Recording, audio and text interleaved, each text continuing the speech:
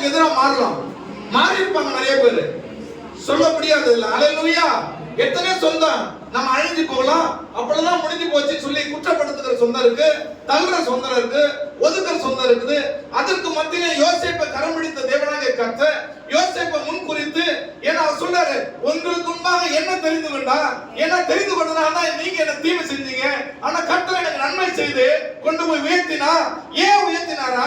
நீங்க ஆசீர்வாதமா இருப்பதற்காக, உங்க மந்தை சிதறாதபடிக்கு, உங்க வம்சம் ஒழியாதபடிக்கு கர்த்தராகிய ஆண்டவர் என் கூட இருக்கிறதுனாலதான் இன்றைக்கு நான் இப்படி கம்பீரமா நிற்க தேவன் கிருபை செய்தார் என்று சொல்லி யோசேப்பு அற்புதமா சொல்லுகிறார். அல்லேலூயா, அல்லேலூயா.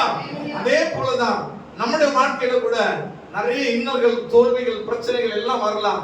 ஆனா யோசேப்பை கரம் பிடித்த தேவனாகிய கர்த்தர், ஆனா உங்களையும் கரம் பிடிச்சிருக்கிறார். அவரை கைவிடாத கர்த்தர் உங்களையும் கைவிட மாட்டார். அவரை உயர்த்தின தேவன் உங்களையும் உயர்த்துவார். அல்லேலூயா.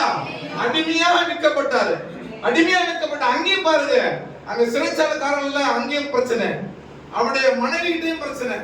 ஏன்னா அவகிட்ட இருந்து ஒன்னே ஒண்ணுதான், உத்தமம். ஆமே. அல்லேலூயா. இருதயத்துல உத்தமம் இருந்தா போதும், கர்த்தரை தரிசிக்கலாம். ஆமே. பரிசுத்தம் இருந்தா போதும், கர்த்தருடைய செய்கையை பார்க்கலாம். இந்த ரெண்டு இருந்தா கர்த்தரை உயர்த்துவார். ஆமே. தேவன் நல்லவர்.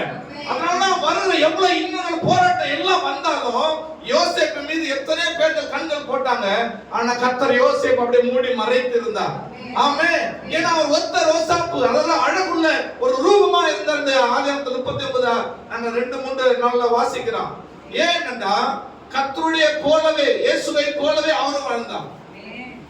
இயேசு 30 வெள்ளிக்காசுல விற்கப்பட்டார், இவரும் 20 வெள்ளிக்காசுல விற்கப்பட்டார். அல்லேலூயா, அல்லேலூயா. அவர் 30 வெள்ளிக்காசு காட்டி கொடுக்கப்பட்டாங்க, இவங்க 20 வெள்ளிக்காசுக்காக இவரை வித்துட்டாங்க சொந்த சகோதரர்களை. அல்லேலூயா. சொந்த சகோதரர்கள் மத்தியில உயர்த்தினார் நம்முடைய தேவன். உங்க வாழ்க்கையில கூட எவ்வளவு இன்னல்கள், உங்க சொந்த பந்தம் எல்லாம் கைவிடலாம், ஆனா இயேசு மட்டும் கைவிடவே மாட்டார்.